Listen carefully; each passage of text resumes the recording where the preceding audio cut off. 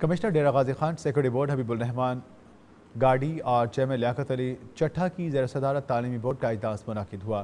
Commissioner اور chairman Liaquat Ali چٹھا کی زیر صدارت بورڈ آف گورنرز کے اجلاس میں 18ویں ایجنڈے پر فیصلہ دیا گیا۔ چیئرمین اور کمشنر لیاقت علی چٹھا نے کہا کہ حکومت نے آئندہ تعلیمی سال میں بورڈ میں نئی اصلاحات کر دی ہیں۔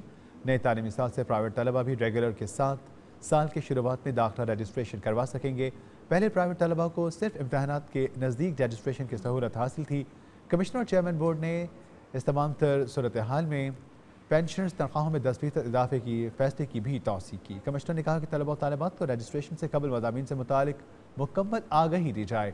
کمشنر اور چیئرمین لیاقت علی چٹھا نے کہا کہ بورڈ میں کسی بھی آفیسر کے اختیارات کے ناجائز استعمال ہرگز نہیں کرنے دیا جائے گا۔ مالی بدعنوانی جو فرائض میں غفلت برتے گا، سخت کارروائی اس کے خلاف عمل میں لائی جائے گی۔